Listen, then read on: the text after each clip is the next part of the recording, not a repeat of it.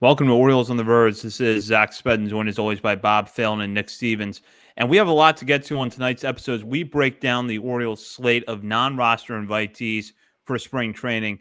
That is coming up on tonight's episode of Orioles on the Verge, which is brought to you by BetOnline. BetOnline is the world's most trusted betting platform and your number one source for online betting in 2025. Whether you're a seasoned fan or a first-time bettor, BetOnline is your ultimate game day companion. With the largest selection of odds on everything from NBA and college basketball to the NHL and UFC, BetOnline continues to be your number one betting source. From every three-pointer to hat trick, BetOnline has you covered with odds, stats, and more for every game, every play, and every win. BetOnline, the game starts here. And as we like to do at the top of every episode, we want to welcome a couple new members of our Patreon community. And for that, I will turn it over to Bob. Yeah, absolutely. We have two new patrons this week, which is always great to see. Harry Levine, thank you for signing up at the AA level. As my microphone adjusts its volume for a year up front, that's great. You get some extra money off there. So you're locked in. Love it. Thank you. Hope you enjoy the content. And also another familiar last name here, William Almeida. So appreciate the support. And whether it's coincidence or not, hoping for a big year from Luis Almeida. And as a reminder, we are in the midst of our top 50 prospects countdown now. We're approaching the top 10 portion of it. So if you sign up now, you'll get the tail end of the countdown. Plus, you can go back and listen to previous episodes, and you'll have bonus coverage throughout the regular season. Head over to patreon.com. Sign up today at the $3, $5, or $10 levels to have access to that. And before we dive into our main topic tonight, I just want to shout out friend of the show, Andy Koska, for putting together a piece over at the Baltimore Banner. Just came out today, Monday, February 10th. You can find it online with the headline, "The Orioles have graduated many of their best prospects. Who's next?" And we have insight from our own Nick Stevens in that article talking about Nestor Herman. So, Nick, what did you have to share with Andy in that piece? Nestor Herman is the greatest pitching prospect in the league. No, it was, we kind of threw out a couple of names there, I think, and just settled on Herman just because he's this unknown guy, and now he is one of the top pitching prospects in the organization. As we've talked about him a lot this offseason, his deep repertoire, all the swing and miss, a lot of above average to plus offerings. Seems like a popular breakout pick as well this year. So we're not going to talk about him later in our breakout topic, I don't think, because but I do think that Herman is certainly one of the top pitching prospects to follow this year down the system. When even we're agreeing with Keith Law and what he's writing, then you know it's a real breakout. So head over to the BaltimoreBanner.com to check out Andy's piece. And now we'll dive into the Orioles slate of non-roster invitees. The Orioles announced that last week, and pitchers and catchers are set to report to Sarasota later this week. And as is typical of most years with non-roster invitees, you have a broad mix of players in terms of experience level that get invites. You have a lot of 4A type players that kind of are on the bubble between the majors and AAA, though a lot of them, or if not all of them, figure to start this year in AAA. And you have some top prospects mixed in, including Samuel Basayo and a trio of outfielders in Dylan Beavers, Enrique Bradfield Jr., and Judd Fabian. So for different reasons, we're going to have our eyes on these guys this spring. It could be, in the case of Basayo, Bradfield, Beavers, and Fabian, to see how they fare against competition while they're in Major League camp and what sort of impression they can make during the time that they're there.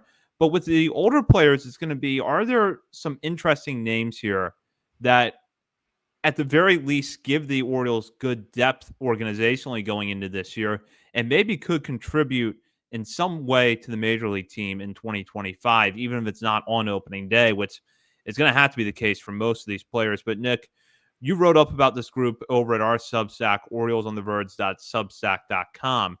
What are your general thoughts on this group? I think just overall, a lot of those quad A guys are the unknowns, where a lot of guys who have not been in pro ball for a very long time on the pitching side of things. But a lot of guys who throw 100 miles per hour.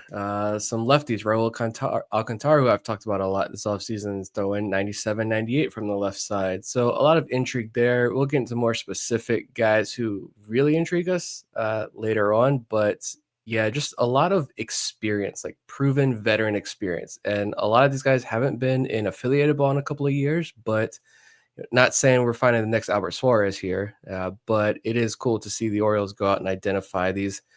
Yeah, this guy might be 30 years old, but he's still throwing 100 miles per hour, and he was a former top prospect in baseball. So interested to see if they stick in the organization. Could be some fun guys to watch down in AAA. Certainly be some fun guys to watch late in spring training games. But yeah, I think the big things are certainly these top prospects, though, and what we're going to see from them at the beginning of spring training. Yeah, I had heard somewhere some random newsletter I got that Carlos Hernandez was invited to Orioles camp. Turns out he's still in the Royals active roster, so misleading information on that AI generated newsletter. But yeah, it's definitely used to be more fun. I feel like when all the prospects were really starting to come up, and like this list came out, and it was like just like 20 of the top 30 Orioles prospects were invited to spring training. That was a fun time.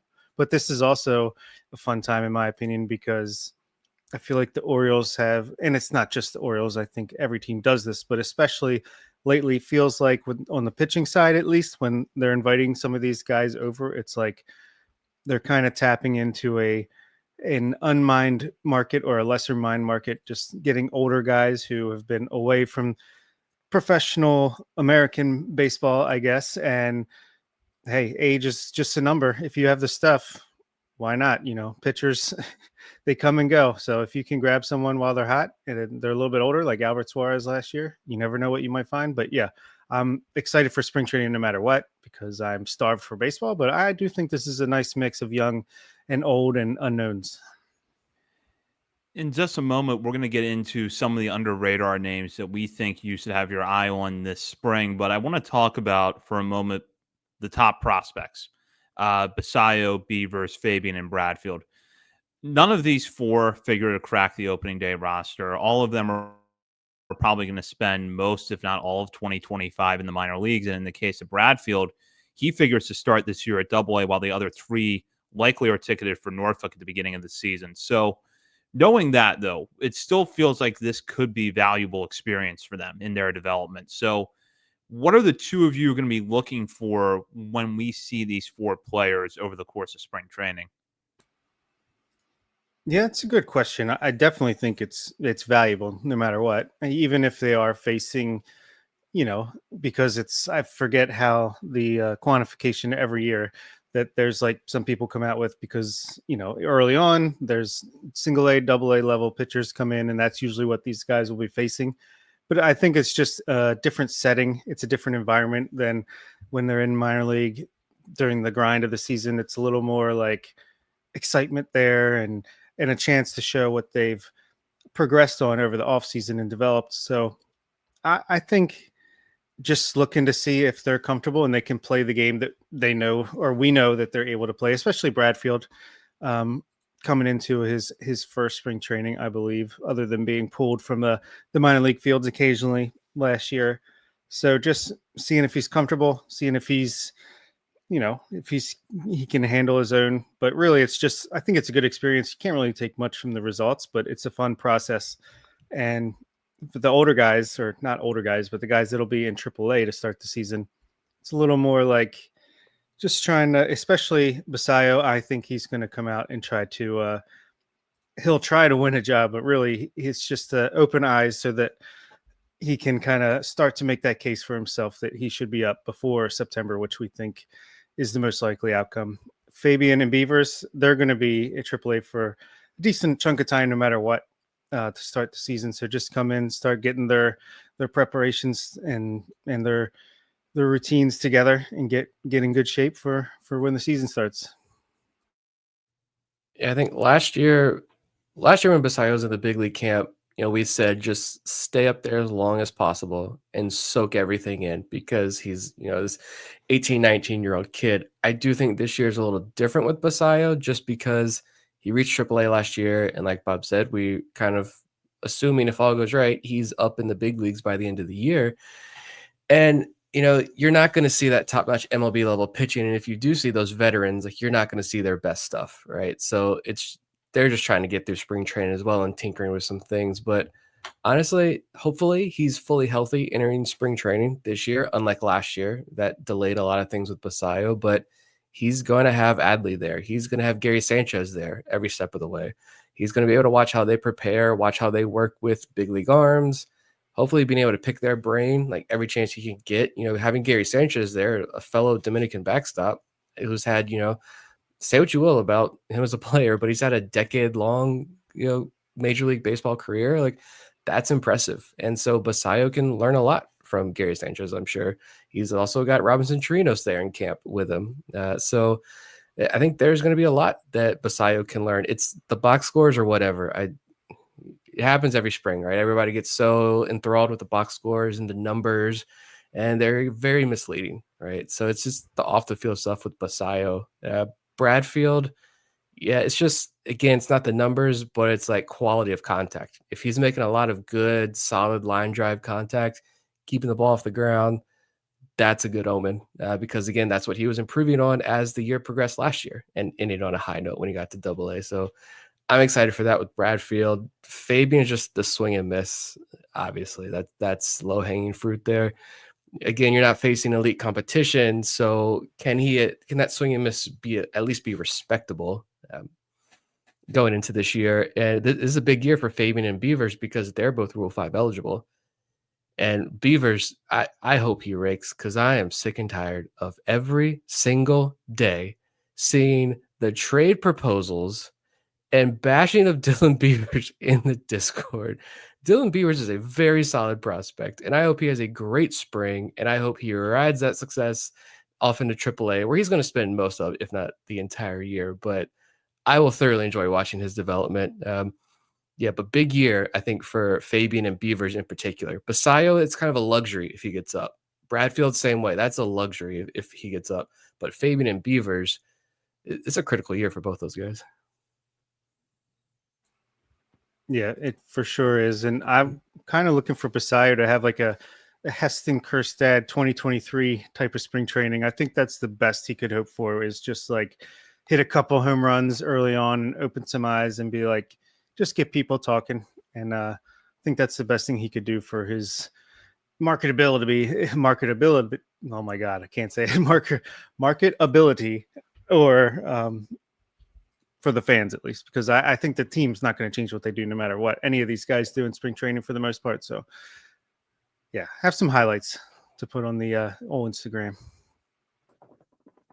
Yeah, agreed. I mean, there's not going to be a whole lot that these players are going to do that should change your opinion of them this spring. But this is, valuable development time where I think they can learn something. And if they have a good game or two along the way, that's great. But don't read too much into spring stats one way or another. And I think for all of these players, there's clear things that they need to work on down in the minor leagues this year. And anything that, can benefit them in Major League spring training is a good thing. But if they do struggle, it's not the end of the world. In fact, it means really nothing going into this season.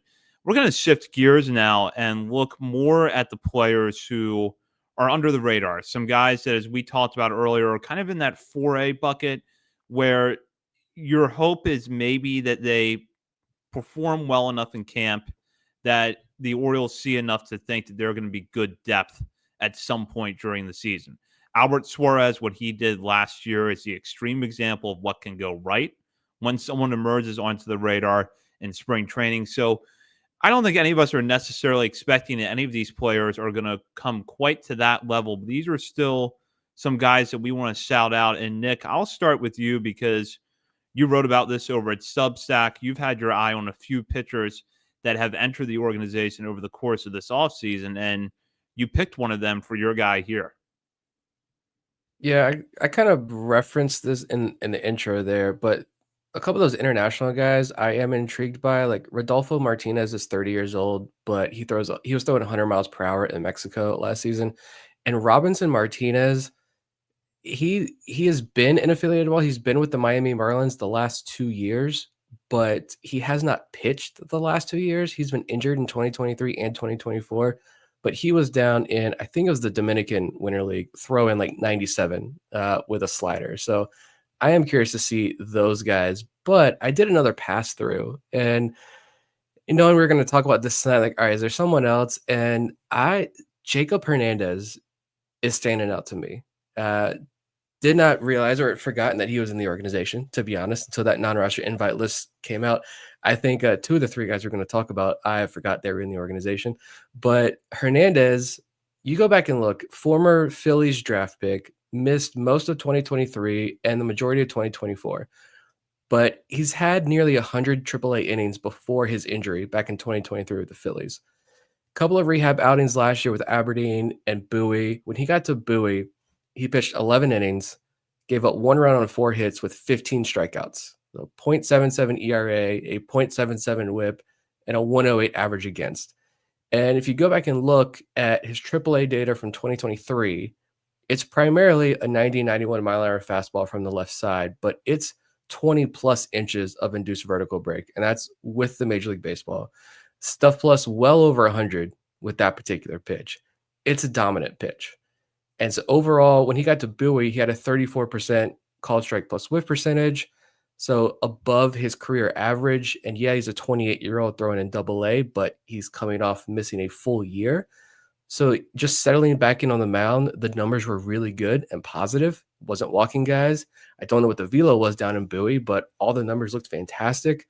The pre-injury data looks pretty good. I'm kind of intrigued. He's fully removed from injury now, and probably, I'm assuming the healthiest he's been in 2 years.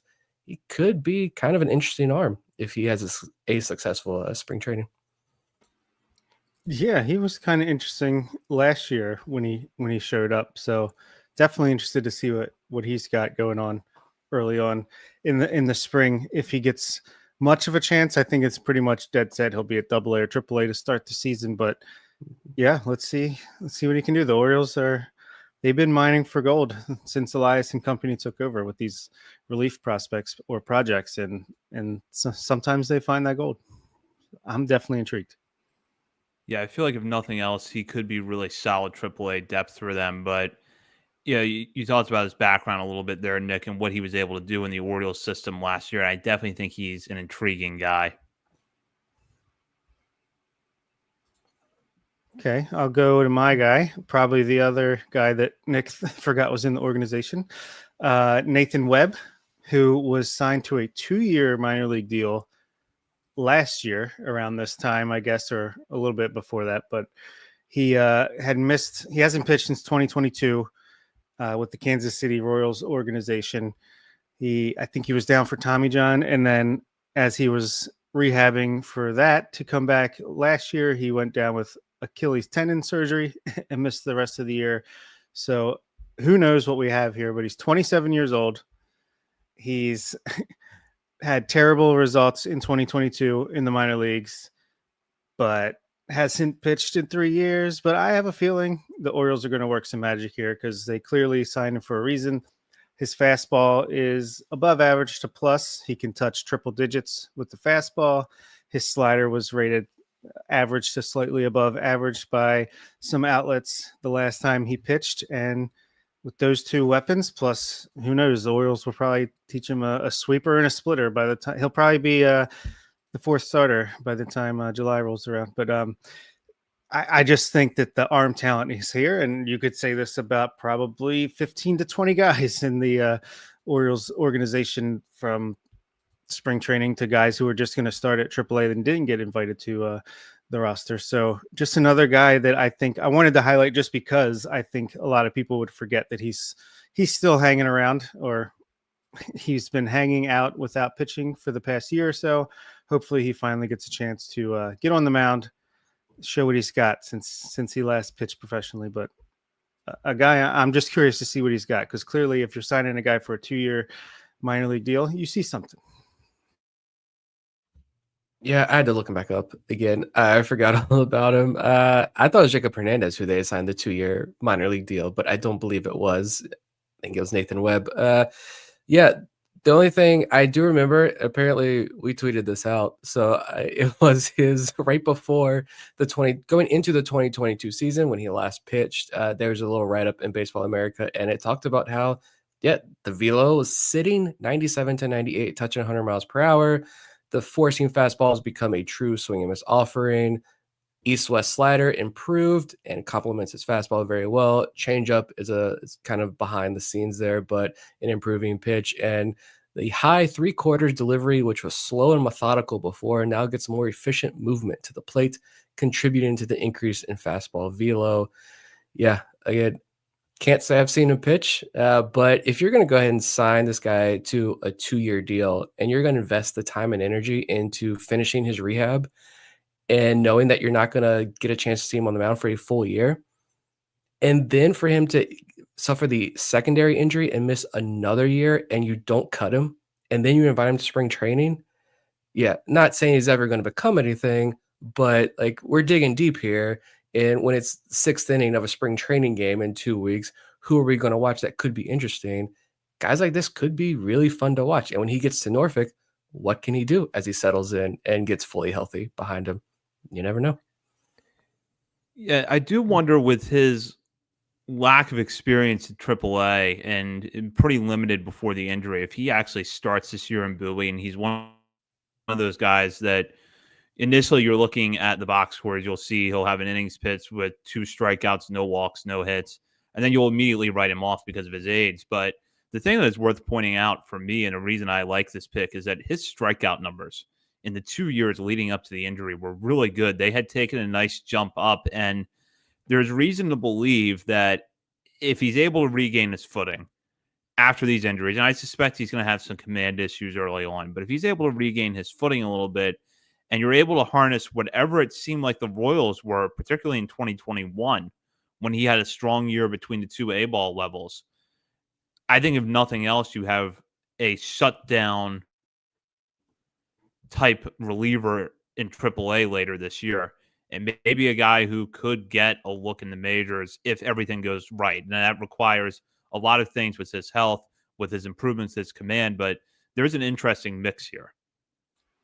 He's definitely going to need to get off on the right foot after Achilles tendon injury. That's for sure.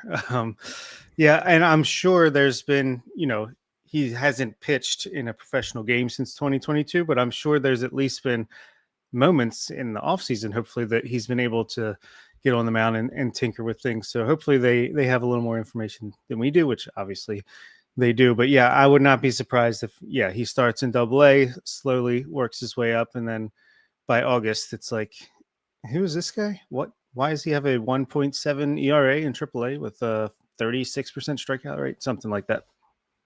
Yeah. And it's not like he's coming back from Tommy John and then suffered a setback, or then it was a shoulder injury. Like it was an ACL, Achilles, whatever it was. It's the leg injury. That makes me feel a little bit better that it wasn't a secondary arm injury as well. I'll go to my guy now, and that is Thaddeus Ward. Now, when I read Nick's Substack piece, I'm like, I feel like we've talked about Thaddeus Ward on the show before. And I remembered when Vivek had been on the show a couple of years ago, breaking down Vivek Sukla, our Rule 5 expert, who we haven't had on the show in a while because the Rule 5 draft in the last few years has been kind of different from the Orioles than it's been in the past. But when we would have Vivek on to preview the Rule 5 draft, I remember him talking up Thaddeus Ward leading into the 2023 Rule 5 draft when he was chosen with the first pick by the Nationals out of the Red Sox system. Ward had primarily been a starter with the Red Sox. He joins the Nationals, spends all of 2023 in their bullpen, and didn't put up very good numbers. But the Nationals were a bad team, and they did what bad teams can do with Rule 5 picks, which is they just kind of use him out of the bullpen, limit his exposure to some extent, and then put him back in AAA the following year when they had the ability to do that. They sent him back to AAA this past season, with the idea of moving him back to the rotation. And while he made 28 starts for AAA Rochester, his numbers were pretty ugly. There's no getting around that. 5.64 ERA, 119 2/3 innings pitched. He walked 94 batters, struck out 107. Those are not good numbers at all. But as Nick pointed out in his piece, he's got a couple of interesting pitches, including two that we know the Orioles really like to teach, which are the cutter and the sweeper.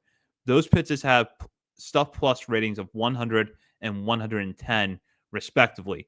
He does not throw hard. He averages about 93, and he's primarily a ground ball pitcher, has been throughout his career.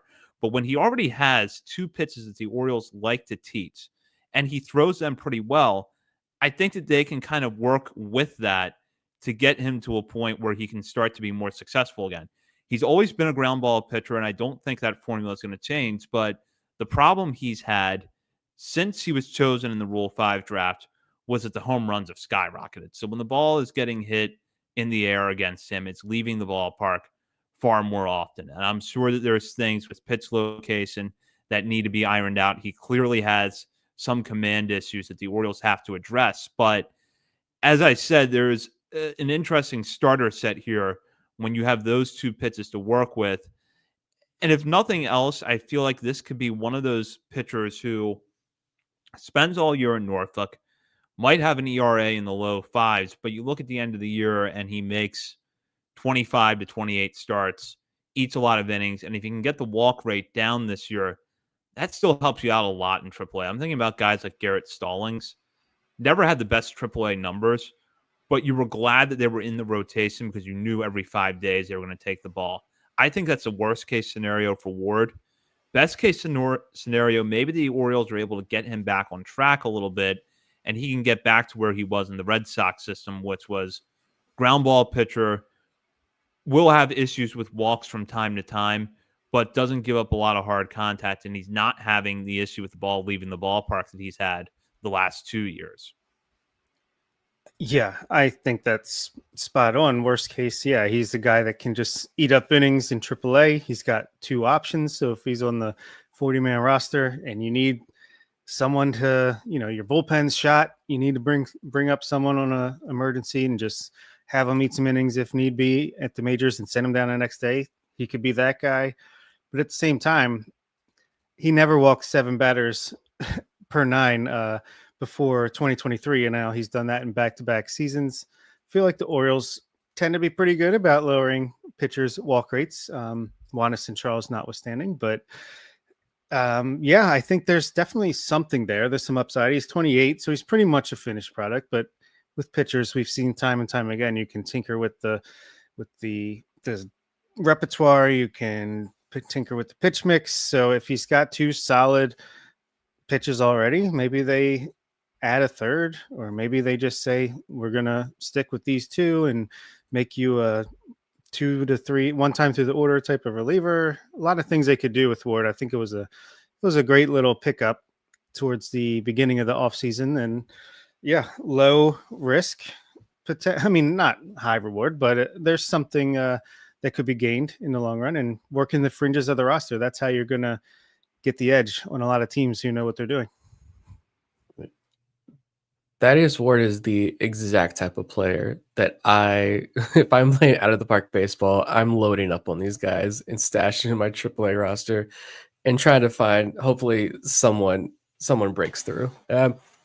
Yeah, the numbers were pretty awful. Like you mentioned, there's no getting around that, but he logged a lot of innings last year. And yeah, there's not a lot of strikeouts. There's not a lot of swing and miss, but like Zach said, the cutter and the sweeper with a 110 stuff plus. Actually, I went back and looked again today, and like halfway through the season, and that's an average across the full year.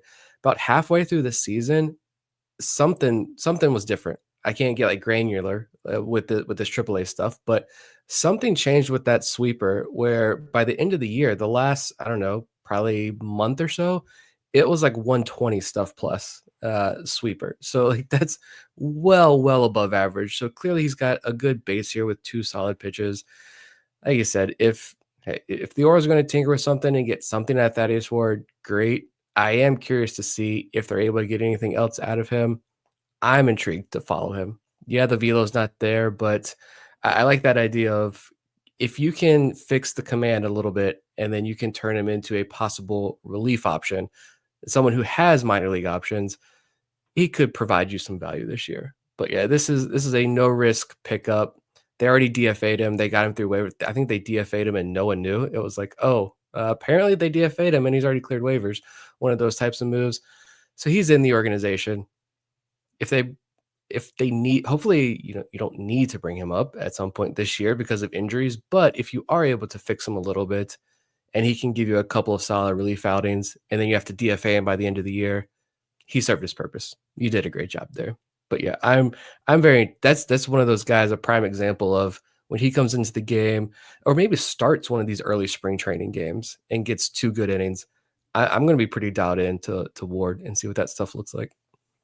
Nick, it's interesting you bring that up about the sweeper because one thing I had noticed going through his numbers in preparation for this is that really the worst of his season was at the front end. And, July, August, September, he had some rough patches, and his September was not statistically great. But April, 13 to third innings pitched, walked 14, only struck out 9. And then he had an ERA of over 6.5 in June, ERA of over 6.5 in May, ERA over 7.5 in June. And then he had back-to-back months with ERAs in the 4s. So there were some gradual signs of progress last year, just not enough to bring what was a pretty rough stat line from the beginning down to the point where you could look back at his season and think, okay, there was some success there. So maybe what the Orioles saw in that second half data leads them to believe that they can tap into something that the Nationals couldn't in the second half of last year. I mean, it's the Nationals.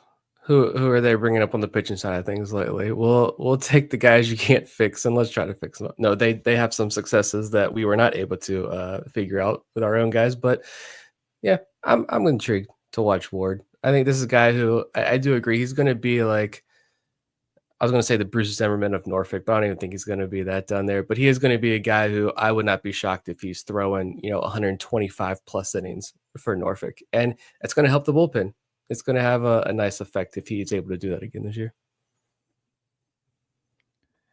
And with that does it for our look at non-roster invitees. We'll, of course, have more spring training coverage throughout this month and into March.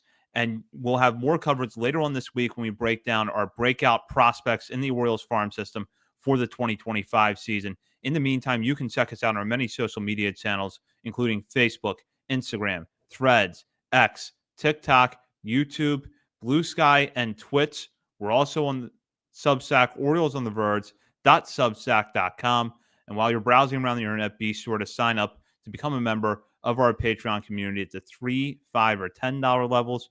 You will have access to the last 10 spots or so of our top 50 prospects countdown episode, as well as bonus coverage throughout the regular season. For Bob Phelan and Nick Stevens, this is Zach Spedden. You've been listening to Orioles on the Verge, presented by BetOnline and part of the Believe Podcast Network. Welcome to Orioles on the Verge. This is Zach Spedden, joined as always by Bob Phelan and Nick Stevens. And we have a lot to get to in this episode of Orioles on the Verge as we break down our breakout candidates in the Orioles farm system for the 2025 season. This is a show that we do every year around this time of year, and it's a lot of fun because we can highlight some of the under-the-radar names or some of the recent additions to the Orioles farm system that we think are poised to take big steps forward in the coming season. And as we do every year, we're each going to highlight one position player and one pitcher that we think could be breakout candidates in 2025. And that is coming up on this episode of Orioles on the Verge, which is brought to you by BetOnline.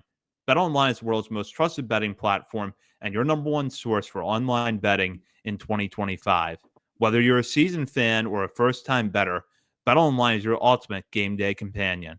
With the largest selection of odds on everything from NBA and college basketball to the NHL and UFC, BetOnline continues to be your number one betting source. From every three-pointer to hat trick, BetOnline has you covered with odds, stats, and more for every game, every play, and every win. BetOnline, the game starts here. And as I mentioned earlier, this is one of our favorite episodes to do each year. We get a chance to highlight some of the breakout candidates in the Orioles farm system for the coming season. And we each pick one position player and one pitcher. And I thought I would start off this episode by looking back to last year to remind our listeners, or maybe let them know in case they didn't hear last year's episode, of the players that we picked. Bob pretty much won the show last year by picking Jordan Sanchez as his breakout position player and Cameron Weston as his breakout pitcher. Nick had Jake Cunningham and Trace Bright in those categories, respectively, while I had Matthew Etzel and Juan Rojas. So we're all going to try to get a little bit closer to what Bob managed to do last year on this episode. And before we dive in, Bob, do you want to take a moment, because I just saw you fist pumping there. Do you want to take a moment to do a victory lap? Yeah, because it's probably the last one I get for a long time. Got pretty lucky there. No, yeah, when you sent that to us in the group channel in our Discord server, that was definitely. I didn't remember who I picked, and I was pleasantly surprised to see that. Yeah, okay, nailed that one. That's rare. I'll take it. Let's see if I can go back-to-back years with some good picks here. I feel like I might have even taken Daryl Hernandez, although that was kind of a trendy pick at that time to break out the year that he did. But yeah, take all the victory laps when I can get them, because in this game, they're tough to come by. And Matthew Etzel did help land us Zach Eflin, so that's a little bump for the Matthew Etzel pick. A little golf clap. I got nothing. My picks were trash, so I'll just sit this one out. I'll see y'all next week. Well, no, Nick, we're gonna put you right on the hot seat here, because you're gonna start us off this year, because your hitter is a guy that more national outlets are talking about. One national outlet's a little bit more aggressive than the others in talking about him, but a young position player with really good batted ball data. And then your pitcher had a nice return from the IL in the second half last year after some early season struggles. Yeah, we'll talk about the hitter first, and Thomas Sosa. Give our thoughts there. He's like 6'3", 6'4", probably. He's up to 220 pounds now. Again, I think we talked about this last week or recently, but the player page says 160. He's up to 220 now. He just turned 20 years old in January, and he's already reached high A. So he's going to spend the entire year as a 20-year-old with a chance to finish the year in Double A if things go right. He's only got 19 games under his belt at the high A level. They were not very good, but if he's a breakout guy this season, as I'm predicting here, he could finish with, I think, a pretty strong cup of coffee in Double A at least.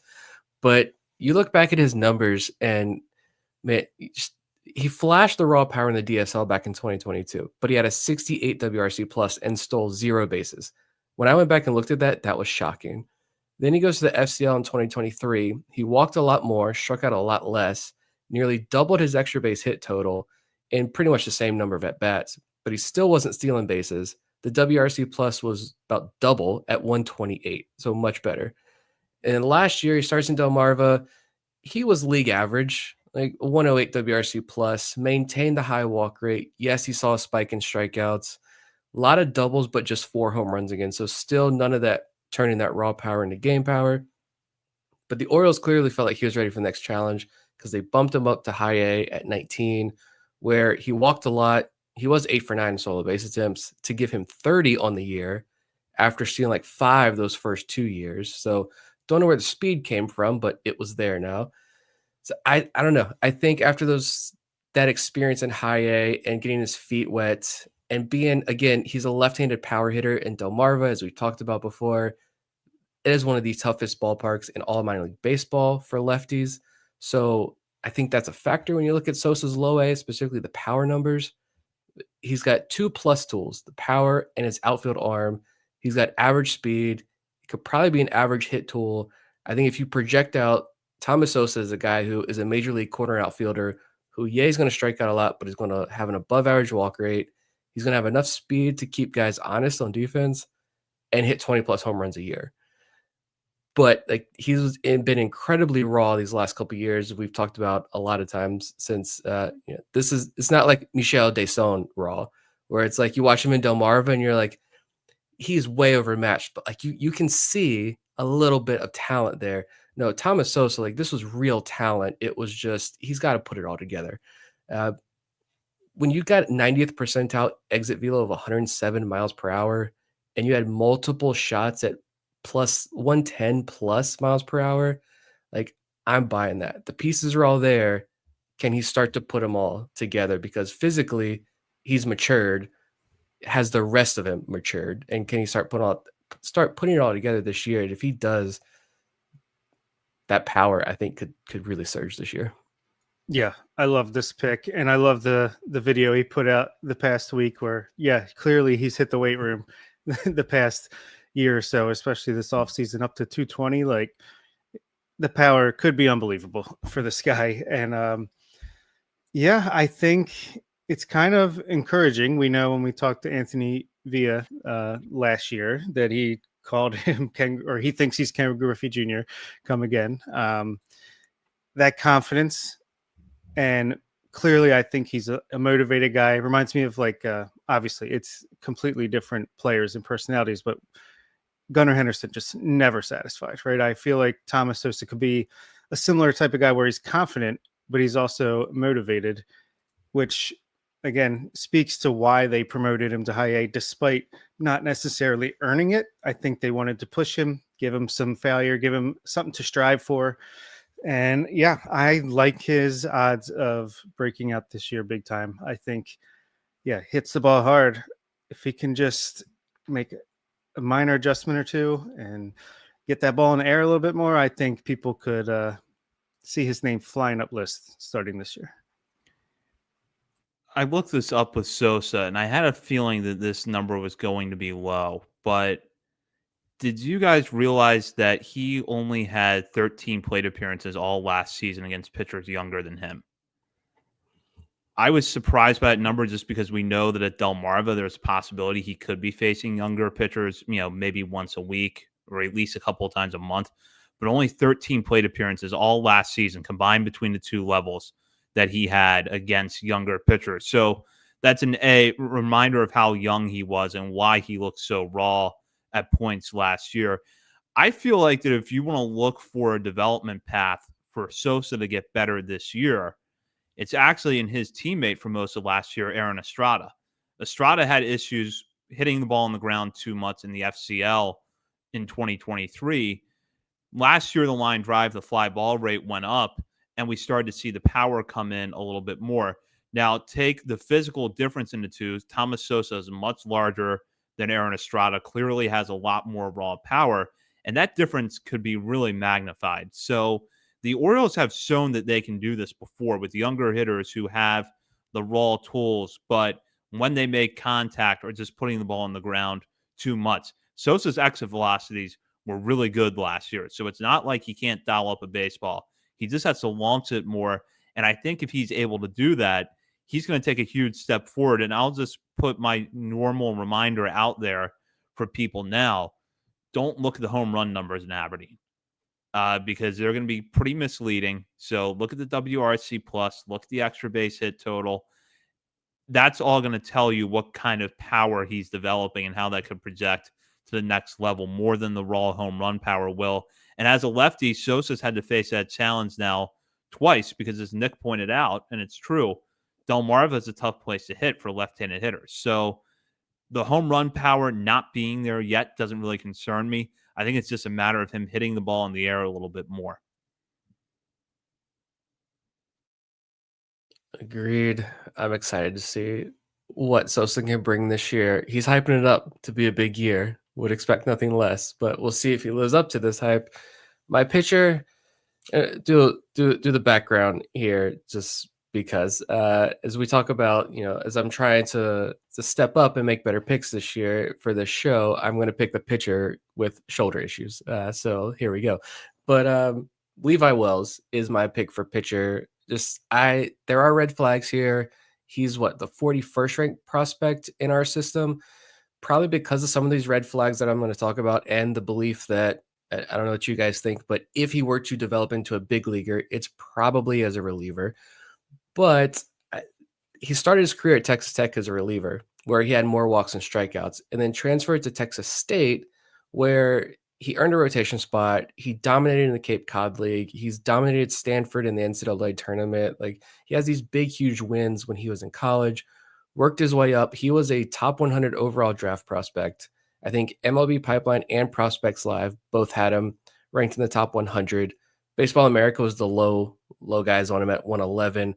The Orioles got him at 118 in the 2023 draft. So all this belief that if he were to make it, it's probably as a reliever because he's got the head whack, it's his high effort delivery, but it was getting better. It was quieting down. This is a guy with major league starter traits. He skips, like we've seen a lot with these college arms. He skipped the FCL. He skipped Delmarva after not pitching in 2023 after the draft. So he starts his pro career in high A. His first 5 starts, 11 innings in 5 starts, not good. A 13.91 ERA, a 2.45 WHIP, a 370 average against. Month 2, he gets 5 more starts. This is a lot better. 19 innings this time, a 3.72 ERA, a 1.14 WHIP, 192 average against, 29% strikeout rate, and he got the walk rate down to 9%. It was 17% the previous month. So much better month 2, but then he regressed again in June and then goes on the IL. I'm assuming some of that regression was due to trying to fight through a shoulder issue. When they finally just put him on the IL, he missed about 5 weeks. I assumed, we heard someone had posted that it was shoulder. Someone had reported that it was shoulder. I assumed he was going to be done for the year, and so much for that. But he came back 5 weeks later, and they kept him on like 1-2 inning outings to start. But he ended up pitching 19 innings after returning from injury. 20 strikeouts, just 4 walks. So much better into the year there. Overall, it was a 6.71 ERA, but a 4.09 FIP and a 3.78 xFIP, a 48% ground ball rate. I think if you look at the baseball card stats, you miss a lot here with Levi Wells. Like, this is a guy who also Baseball America had him a 116 stuff plus, which was 3rd best for all pitchers in minor league baseball his age and one of the higher marks in all of minor league baseball. So if the surgery, why do I keep saying surgery? He did not have surgery. On him. He's going to have surgery now. After the shoulder injury, if he's got that behind him, I do think he has some of the best pure stuff in the system. I think there's a reason to be optimistic about 2025, as long as that injury issue is behind him. Yeah, I like this pick a lot. He started the game that I was like the guest announcer for Aberdeen, and from the press box, his stuff was electric that night, and he was fantastic for the first, I can't remember if it was like 2 or 3 innings, and it kind of started to unravel. A little bit of bad luck and all that got mixed in there. But yeah, I think a lot of his season was bad luck. Obviously the injury. I still really, really love this stuff. I'm going to go to a friend of the show, John Mioli's 31 through 40 prospect ranking here, a little piece that came out for Baseball America recently. He says Wells sits 96 and 98 with multiple plus secondaries and above average command on his best days. Agree with that. Like I said, the stuff was electric when I watched him live. And yeah, if he can just hone it in, get a little bit luckier, be a little more consistent, a little more around the zone. Yeah, I think this is a very good choice to break out. I don't know if he starts back at Aberdeen, most likely, I'm assuming, because we have a million pitchers, but would not be surprised if he's the guy this year that's like, where was this last year? But it was there. It just was kind of hiding under the surface. Yeah, I've kind of evolved on Wells. Early last year, I was looking at him and I was looking at the rest of that Aberdeen staff with Jackson Baumeister, Moises Chase, Edgar Portes, some pitchers that were making gradual improvements with their command, and it didn't seem like it was clicking for Wells. So early in the year, I was looking at him thinking, hey, he's probably going to end up a reliever, and even if that's the path for him, I'm not sold just because there's outings in there where not only is he walking guys, but he's not really putting away hitters. He's not really generating the swings and misses that you feel like he should. But then after the injury, he was a lot better. And it's to the point now where even if he does develop into a reliever, I'm okay with that because I do think that there's electric stuff there. And if that's, how he's going to be able to throw strikes consistently, and that's going to be what keeps him on the mound, keeps him healthy, and keeps him effective, I'm fine with that because I think he has the stuff to be an excellent reliever. I suspect and I kind of hope in some ways that the Orioles give it another go in the rotation, even if that means starting him back in Aberdeen. But he did come a long way in that respect as the season went on, not only with throwing strikes more consistently, but being able to put away hitters. Yeah, worst case, even if it takes a couple more seasons, we've seen with Cade Stroud this past year, who added to the 40 man. If he eventually has to go pure reliever, and even then, if they love the stuff and he just, just not quite getting the command, not quite getting everything together, if you have the stuff, they're going to keep giving you chances because that's what this organization values, and he's got it in spades. Go to Bob now. He's going to try to go for a repeat. Yeah, it's a tough call, but I do think this is the year where you're going to see multiple international players break out in a semi-big way. I mean, I don't know about the next Basayo, but we already talked about Thomas Sosa. The guy I'm going to talk about didn't get as much money to sign with the Orioles, but Ellis Cuevas, another big left-handed hitter with some big pop in his bat. If he can get it into the game level, let me go back to John Muley real quick. To get things started, he has him at number 40 on his list. I think he was a little bit higher on ours. But he says between the FCL and Loe Delmarva, Cuevas had a 791 OPS in 2024, and one of his 8 home runs was the longest hit by anyone in the Orioles organization, majors or minors, at 451 feet. Cuevas can profile as a prototypical corner bat, but does so with a combination of power and plate discipline that the Orioles value. Yeah, if you can hit the ball 451 feet, you got some power. You got some raw power there, and he certainly does. He's had great walk rates throughout his professional career. Came in 2022, put up a 125 WRC plus in the DSL, then a 128 WRC plus back in the DSL at age 18 in 2023. And then last year, 123 WRC plus hit FCL, and then a 127 WRC plus in low A. So pretty consistently, he's like been 25% or so better than league average every stop he's been at. Like I said, he didn't get that big signing bonus, but he's just performed time in and time out. And I think they even want to try to get him some time in center field. So maybe not even a prototypical corner guy right away. Give him a shot to play some center in Delmarva this year.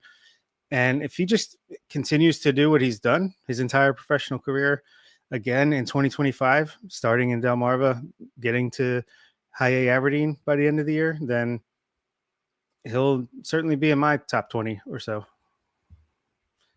Yeah, just again, not saying these guys are going to all become future major leaguers, but Cuevas was a guy I think we were kind of tipped off to right at the end of the FCL season by someone within the organization.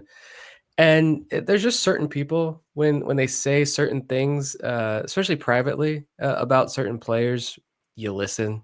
And so that's what tipped it off for me with Cuevas about, okay, what is it about this guy? And the power spike was huge, but also what I really like, the strikeout rate has dipped lower and lower and lower each year as well. Yes, he keeps repeating these levels, but when he's still like a year and a half younger than his peers, when he got to, I think, the FCL this year or Delmarva, one of the two, I don't know. He's still younger than a lot of his peers at each level he's been at because when the Orioles signed him, he was so young. But when you look back, the swinging strike rate in 2022 in the DSL was above 30%. I know Enrique Bradfield, he's on like the opposite end of that spectrum. He's like 4-something%. Yeah. Yeah. So like you can see the difference there. Above 30% again in 2023, but in 2024, last year, he cut that to 12.5%. Again, still being younger than most of his peers at the level. The contact rate's gone from 45% to 55% to 74.5%. So those are signs right there. He's going to be a prominent bat, I think, in Delmarva's lineup, and very much worth a pretty hard look this year. Yeah, I meant to note that actually the strikeout rate, he was right around 26% in 2022, 19% in 2023, and then 12.8% in the FCL last year, up 22.2% with full season Delmarva, 81 plate appearances, but a 17.3% walk rate. So, yeah, certainly seeing massive improvements in that regard, which is what probably kept guys like Anderson De Los Santos, who we've predicted in the past to break out, from doing so, is that they didn't improve in that regard. Yeah, absolutely. The walk to strikeout numbers really are key for us when we're trying to track these younger players, and Cuevas has certainly stood out in that area. I had a chance to see him play late last season at Delmarva, and everything with the bat, it was hard to verify that in one game. But when you look at the data, it's all really encouraging. What jumped out at me when I saw him, though, is he can fly. His speed is really good, and it's the kind of speed that not only allows him to be successful in the base paths, he's had very good stolen base numbers throughout his career, but he can cover a lot of 47. ground in the 47 outfield. stolen bases last year. Yeah, exactly. I mean, big time stolen base numbers, and he can really cover some ground in the outfield. Playing center field and having speed don't always go hand in hand. I've seen plenty of guys that can run well who didn't play center field particularly well. So it's not a lock that Cuevas is going to stick there. But if he can add that to his skill set, at least be an occasional center fielder, you're looking at a player that's got a really interesting super utility profile and someone who, if the bat continues on the path that it's on, development wise, is going to get consistent playing time at the high levels. Shoot, I don't have his plate page pulled up. I think last year he might have played primarily first base even. Let me check. I have it right here. Probably because of like who else is on the FCL roster, but if my man's getting work at first base as well, like it's just another tool in his toolbox. 12 games at first base, 3 games at third base, 4 games in left field, 20 games in center field, and 40 games in right field. Okay. So just get that bat on the field however you can. Oh, sorry. And then my pitcher is going to be this year's Jackson Ballmeister, who hopefully won't be traded unless it's for someone of Zach Eflin's caliber or better. It's the Orioles' first pitcher selected in the 2024 draft, Chase Ossopp. I believe it was the 3rd round. Was it? 4th round. Sounds right. It was early. It was pretty early for the Orioles. Let's be honest. And he's a big kid, like 6'2", 235 pounds. He's got the body type that Mike Elias and company seem to like. He also has the stat line that they seem to like from thank you, Vivek, 4th round. Appreciate that. He also had the stat line that they seem to like from college players, bad ones, because they are stuff over results, and so far so good in that regard. But back to John Mioli, and his piece, he has him 31, and he says Ossopp was up to 100 miles per hour as a reliever in college, and it was right here. As a 4th rounder, was the Orioles' highest drafted pitcher in 2024. He sits in the mid-90s and is entering his pro debut with a 5-pitch mix, highlighted by his plus slider, improving cutter, splitter, and curveball. And we know the Orioles were at a sweeper. They'll tighten up things there. So, yeah, I just feel like the Orioles don't pop on a pitcher that early unless they are very confident in their ability to, at least stuff-wise, have him compete at the upper ends of the draft class that they selected. And as I'm rambling, I just would also just like to say that it would be cool if he made it, because we could call him Chase Awesome, and that's awesome. Yeah, he also lost his starting rotation job when he was at Auburn his final year. He did get it back, but he did lose it at one point. And for me, it's just like, like Vivek said, last 4 starts of college, it clicked.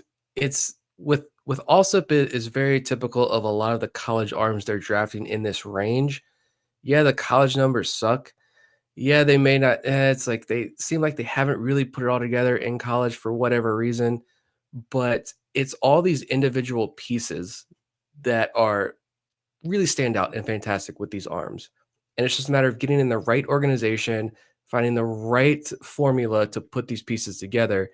And if they're able to do that, then you've got something special here with Chase Allsup. And this is a guy who we're like, yeah, okay, cool. He's got the velo, he's got a couple of pitches, he's a big body arm.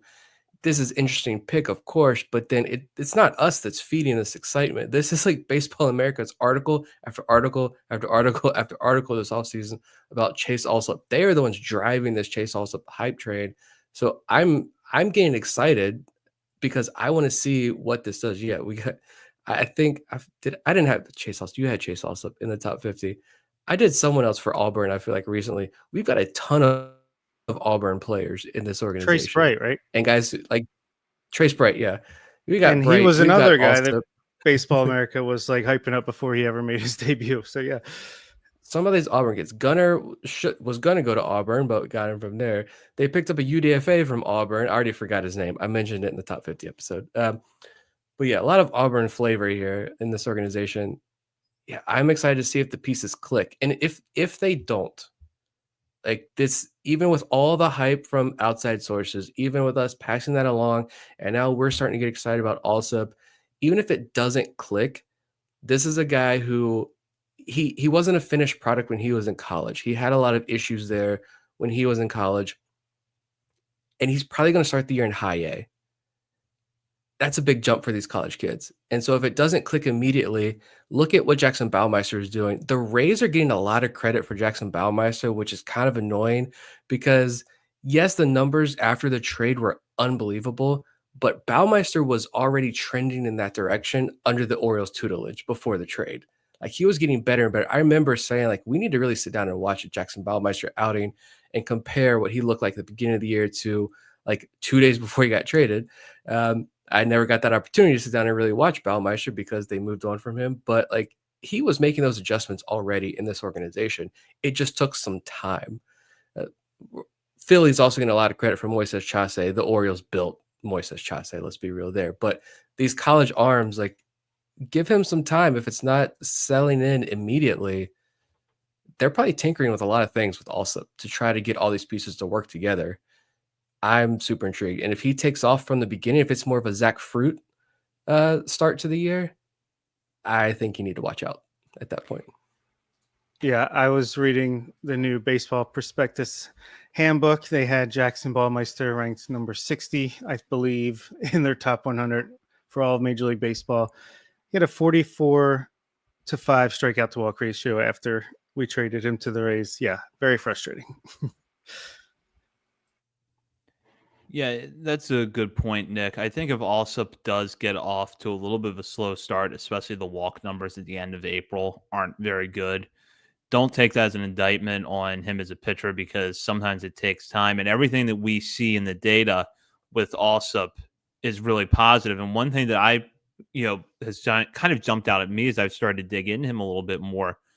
Walks per 9 is not the best number to use for his command, but I think it's an interesting snapshot. 49 in the third innings pitched at Auburn in 2023. Also walked 6 batters per 9 innings. Last year in 62 in the third innings, that number was down to 2.3. And yeah, he had some ups and downs, as Nick touched on. He briefly lost his rotation spot, but got it back at the end of the year. And that was when he kicked into another gear. It was in the final 4 starts during their season. And I have to think that the Orioles saw that. They saw that he was finishing his college career strong, and they believed there was something there that they could work with. Now, because he didn't pitch last summer, we don't know yet what kind of adjustments the Orioles are making with him. And we don't know that they're even going to pay off right away, but there's reason to believe they can be made. So even if Allsup gets off to a little bit of a slow start at Aberdeen, which is where we believe he's going to start based on the Orioles' track record of what they do with college pitchers, don't think that that's going to be the case the whole time. Eventually, something might click. I'll go with my guys now, and I'm going to go with a hitter who I think was on his way to being a breakout candidate before last year, and that is Tavian Josenberger. Josenberger was a pick by the Orioles in the 2023 draft out of Arkansas. He had transferred there from Kansas and had put up good power numbers in his final season in college. Started last year at Aberdeen, and he was one of those guys for most of the year that if you only looked at the batting average, you would think that he was not having a good season. But The whole time he was in Aberdeen, he maintained generally solid walk numbers. Strikeout rate was low. Generally had a above average WRC plus. And then right before he got promoted, something really clicked for him. And he was great in Aberdeen over the final month and a half. And he got off to a hot start in Bowie, but unfortunately only appeared in a handful of games before missing the rest of the year with an injury. There's a couple of things about Josenberger that stand out immediately, regardless of whether you want to look at the good or the bad of his stat line. First of all, he's really fast and he's a really efficient base stealer. He was 50 for 56 last year in stolen base attempts. And in a farm system that did not have Enrique Bradfield Jr., he might be in the conversation for having the best run tool. The other thing is his versatility. He can play second, he can play center field, he can play the corner outfield spots. He can also bounce over to the left side of the infield on an emergency basis. So he brings that versatility, he brings that speed, and then you factor in the low walk rates, or excuse me, the high walk rates and the low strikeout rates, and you've got an interesting mix. Where I really think Josenberger can take a step forward this year, if he is healthy, is with the power. And it's not just because he's going to be moving to a hitter friendly ballpark in Bowie, but it's because when you look at the batted ball data that we do have from last year, Josenberger does pull the ball a lot. His pull percentage last year was 48%. He paired that with line drive rate of above 20% and a fly ball rate above 45%. So a left-handed hitter who can pull the ball consistently and can drive it in the air. We don't know what his exit velocities look like exactly. I suspect we're going to learn a little bit more this year. But I think if he's just able to hit the ball hard, you're going to start to see that power develop. And with the kind of profile he has, he doesn't need to hit 20 to 25 home runs a year to be valuable. Just drive the ball consistently. And if you end up with home run totals in the low double digits and you pair that with a 12% walk rate, a 19% strikeout rate, and being able to play 3 or 4 different positions on the field, you're going to have a pretty nice major league career. So Josenberger, as I said, I think he was already trending that way before the injury last year, but I really think a full healthy season is going to solidify Josenberger as, at worst, a top 25 prospect in the system, maybe even more. I love this pick. I really love this pick. I think he pretty much already broke out. It's just that, look, he had a 750 OPS, a 117 WRC plus in his time at Aberdeen. That's really good as is with the 230 batting average. He had a 14% walk rate, 16.3% strikeout rate, 175 isolated ISO. That's not bad at all, especially for a player like him who stole 45 bases in 79 games for Aberdeen, 14 doubles, 5 triples, 9 home runs. The number that stands out to me, luck, BABIP, 257 BABIP for a switch hitter with his speed and the way he hits the ball.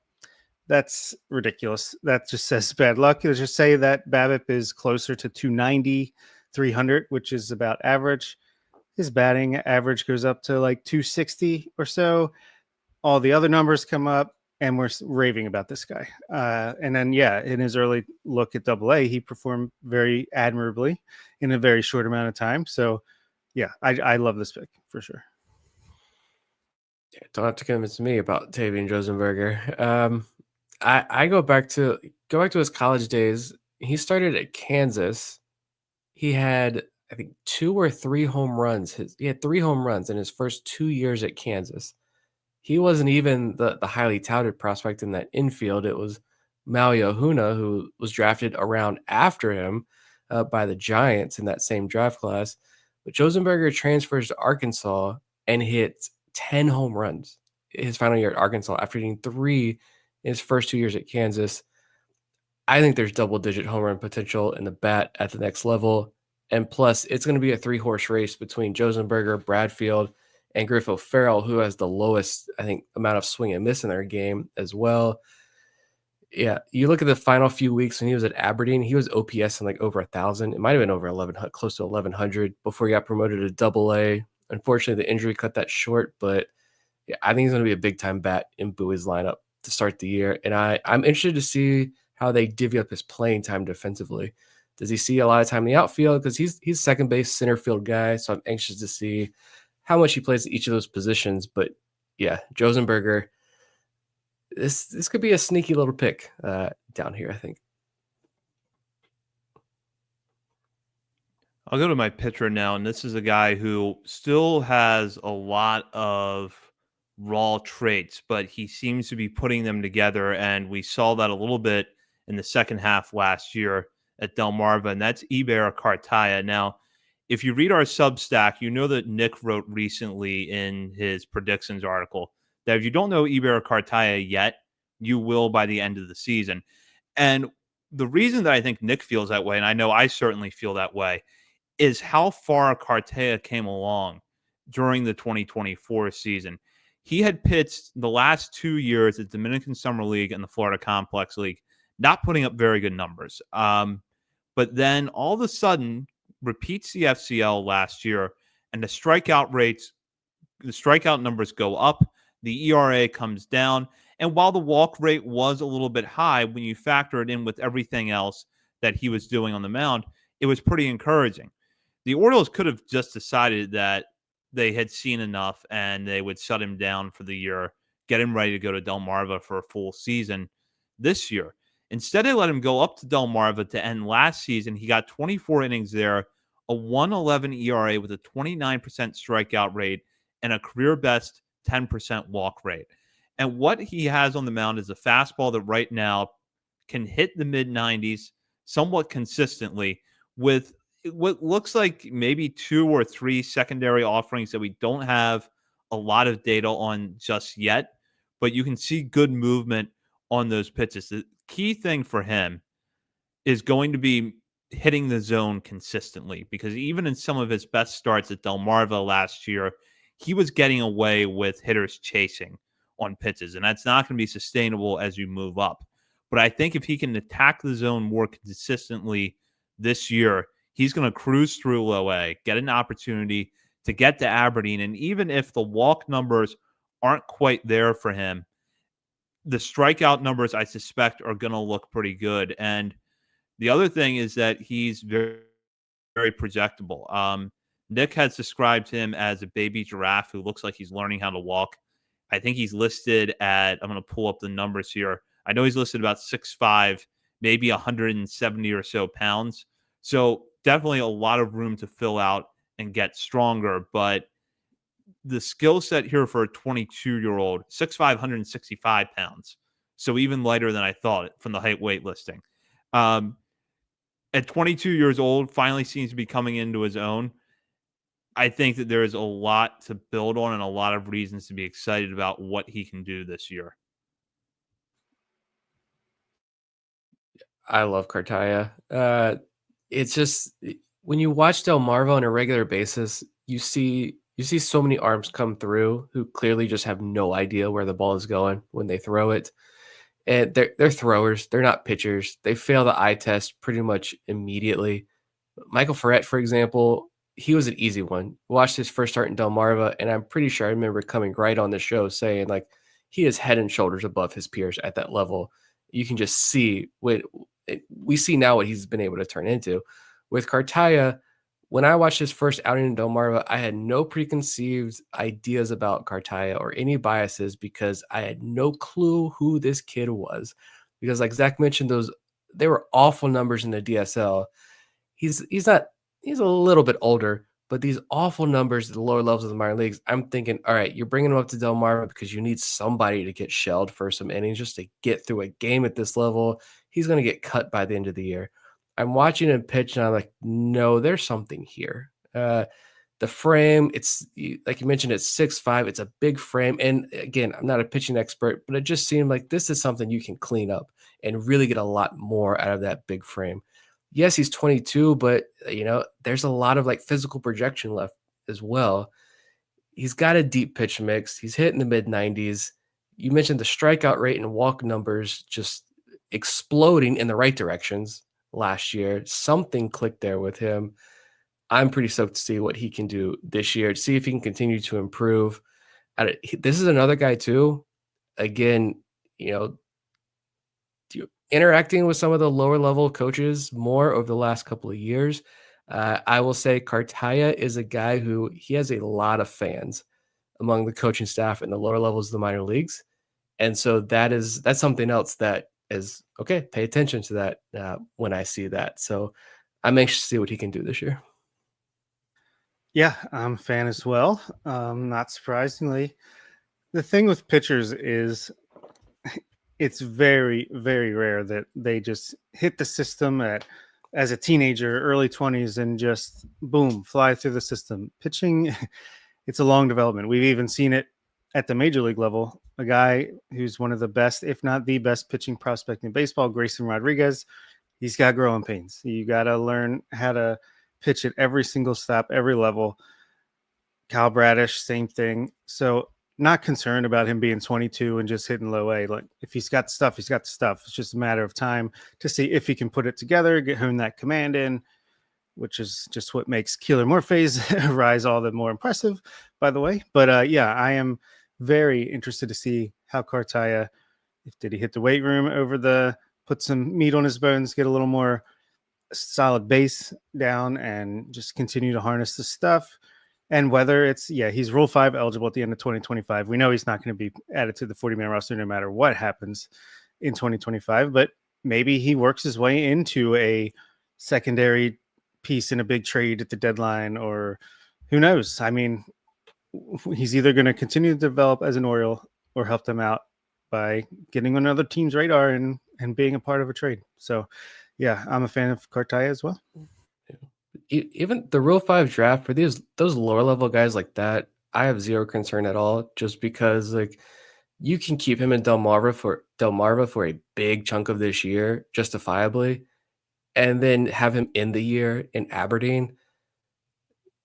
You keep AJ Preller's dirty hands away, like he'll be okay. Obviously, like no one's going to select him in the Rule 5 draft. You can keep him in Aberdeen to close out the year where he's not even sniffing AA Bowie yet, and you can push that off for another year. Again, the Juan Nunez thing was a shocker. So I have no issues with, especially some of these guys like Cartaya, and I don't have the list here to see who else. I'm sure there are other guys going to be in that same boat, but yeah, you can keep these guys hidden. And then next year, he's got all year. You start him in AA in 2026. He's in AAA by the end of the year. And if you really like him at that point, yeah, you could trade him this year if you want to, or you can trade him next year, or you've pushed it off another year. Maybe he could be a reliever in 2026. Yeah, I'm to the 40-man roster, but that's way, way, way down the road for Cartaya. When you're watching Delmarva and he's pitching, take a gander. You might like what you see. Yeah, absolutely. We're going to be looking forward to watching him and watching all of the players we highlighted tonight during the 2025 minor league season, which is now less than 2 months away. Pitchers and catchers report to big league camp this week. Orioles spring training games are just around the corner. And we're going to be talking about that next week with our spring training predictions. So that's another annual show of ours that we love to do every year. So you don't want to miss that. That will be next Monday. In the meantime, you can check us out on our many social media channels, including Facebook, Instagram, Threads, X, TikTok, YouTube, Blue Sky, and Twitch. We're also over at Substack, OriolesOnTheVerge.substack.com. And while you're browsing around the internet, be sure to head over to Patreon to sign up to become a member of our Patreon community today. You can join at the $3, $5, and $10 levels and have access to our top 50 prospects countdown. As we wind that down, not only will you get the final episodes of that countdown, but you can go back and listen to previous episodes in the top 50 and look forward to bonus coverage throughout the regular season. From Bob Phil and Nick Stevens, this is Zach Sped, and you've been listening to Orioles on the Verge, presented by Bet Online and part of the Believe Podcast Network.